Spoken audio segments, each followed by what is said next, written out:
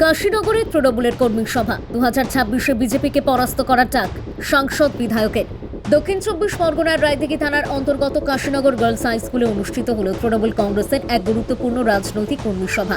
এই কর্মী সভায় উপস্থিত ছিলেন মথুরাপুর লোকসভা কেন্দ্রের সাংসদ বাপি হালদার, রায়দিঘির বিধায়ক ডক্টর অলোক জলদাতা, বকখালি ও গঙ্গাসাগরের কোঅর্ডিনেটর সীমন্ত মালিক, মন্দিরবাজার কুলপি কোঅর্ডিনেটর শান্তনু বাপুলি, মথুরাপুর 1 নম্বর ব্লক সভাপতি মানবেন্দ্র হালদার সহ দলের একাধিক নেতা কর্মীরা। এদিনের কর্মী সভায় মূলত অঞ্চলভিত্তিক কর্মীদের নিয়ে সাংগঠনিক আলোচনা করা হয়। 2026 সালের বিধানসভা নির্বাচনকে সামনে রেখে মাঠে ময়দানে কিভাবে আরও সক্রিয়ভাবে কাজ করতে হবে সে বিষয়ে গুরুত্ব দেওয়া হয়। নেতা কর্মীদের উদ্দেশ্যে বলেন, ঘরে ঘরে পৌঁছে মানুষের সঙ্গে কথা বলতে হবে এবং সরকারের জনমুখী প্রকল্পগুলির বার্তা তুলে ধরতে হবে সবার সামনে। সভায় বক্তব্য রাখতে গিয়ে সাংসদ বাপি হালদার বলেন, বিজেপি নানা মিথ্যা প্রতিশ্রুতি দিয়ে সাধারণ মানুষকে বিভ্রান্ত করার চেষ্টা করছে। এই অপপ্রচার রুখতে হলে কর্মীদের ঐক্যবদ্ধভাবে মানুষের কাছে পৌঁছতে হবে। রায়দিঘির বিধায়ক ডক্টর অলোক জলদাতা বলেন, মুখ্যমন্ত্রী মমতা বন্দ্যোপাধ্যায় যে প্রতিশ্রুতি দেন তা বাস্তবায়ন করেন। লক্ষ্মীর ভাণ্ডারের টাকা বৃদ্ধি, সিভিক ভলেন্টিয়ার, পার্শ্ব শিক্ষক ও আশা কর্মীদের ভাতা বৃদ্ধি তারই উদাহরণ। বকখালি ও গঙ্গাসাগরের কোঅর্ডিনেটর সীমন্ত মালিক বলেন, আগামী বিধানসভা নির্বাচনে বিজেপিকে পরাস্ত করতে হলে এখন থেকেই সংগঠন মজবুত করতে হবে। শান্তনু বাপুলিও কর্মীদের ঐক্যবদ্ধভাবে কাজ করার আহ্বান জানান। সবশেষে নেতা কর্মীদের কাছে আহ্বান জানান, আগামী বিধানসভা নির্বাচনে তৃণমূল কংগ্রেসকে বিপুল ভোটে জয়ী করতে এখন থেকেই প্রতিজ্ঞাবদ্ধ হয়ে মাঠে নামতে হবে। রায়দিঘি থেকে রাকেশ শেখের সাথে তপন কুমার দাসের রিপোর্ট, ডিএন নিউজ বাংলা। সৈনিক বারে বারে পরীক্ষা দিয়েছেন, কিন্তু এবারের যে পরীক্ষা, এই পরীক্ষাটা একটু অন্যরকম পরীক্ষা।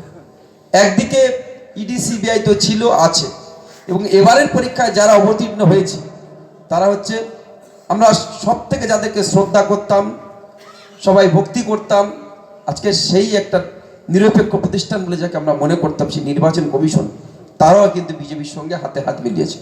সুতরাং যে কমিশন নির্বাচন পরিচালনা করবে তাদের যদি নিরপেক্ষ দৃষ্টিভঙ্গি না থাকে, তাদের সাথে আমাদের লড়াইটা করতে হবে। সুতরাং বুঝতে পারছেন যে কোন জায়গায় লড়াইটা কতটা কঠিন। একদিকে নির্বাচন কমিশন যারা সার্টিফিকেট দেবে, উইনিং সার্টিফিকেট, তারা বিজেপির পক্ষে। বর্তমান পরিস্থিতি দাঁড়িয়ে আপনারা সবটা লক্ষ্য করছেন। এসআইআরে আপনারা সবটা লক্ষ্য রেখেছিলেন। এসআইআর প্রক্রিয়া শুরু হলো, 12টি রাজ্যে এসআইআর চলছে। শুধুমাত্র পশ্চিমবঙ্গের ক্ষেত্রে একটা নতুন ভাষা সাধারণ মানুষ জানলো, বাংলার মানুষ জানলো, লজিক্যাল ডিসক্রিমিনেন্সি। খায় না মাথায় দেয় ভগবান জানে, সেই ভাষা দিয়ে আজকের লক্ষ লক্ষ মানুষের হয়রানি করা হলো। আপনারা সবাই দেখেছেন। আমরা বারবার সিও দপ্তরে গেছি, সেখানে আবেদন জানিয়েছি।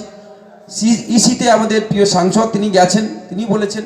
আমাদের প্রিয় মুখ্যমন্ত্রী, বাংলার নেত্রী, জননেত্রী, তিনি গেছেন, তিনিও বলেছেন, কিন্তু কারোর কোনো কথায় কর্ণপাত করা হয়নি।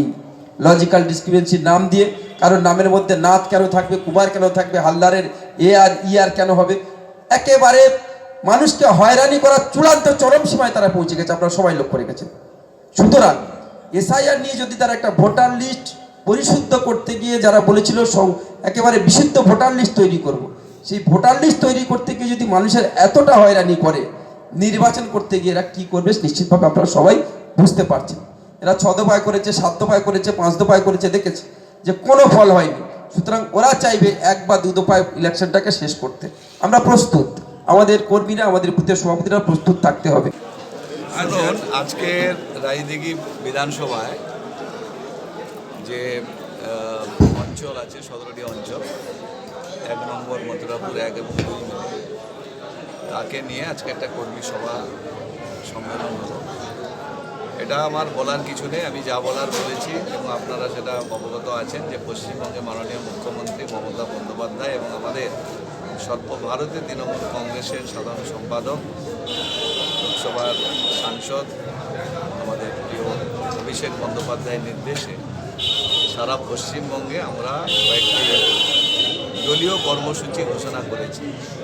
সেই কর্মসূচিগুলোকে নিয়ে আজকে বিস্তারিতভাবে আলোচনা হয়েছে এবং আজকে উপস্থিতি আমাদের সব থেকে আমরা লক্ষ্য করেছি যে আজকে উপস্থিতি খুবই উৎসাহব্যঞ্জক। আমরা খুবই আনন্দিত হয়েছি যে প্রত্যেকটা বুথের সভাপতি, আঞ্চলিক সভাপতি, প্রধানগণ, ব্লক নেতৃত্ব, জেলা পরিষদ, পঞ্চায়েত সমিতির মেম্বার, পঞ্চায়েত সমিতির সভাপতি, শাখা সংগঠন, বিভিন্ন দিক থেকে তারা আজকের উপস্থিতি ছিল। তাতে করে আমরা দলের কিছু নির্দেশিকা, দলের কিছু গাইডলাইন এটা আমরা দেওয়ার চেষ্টা করেছি।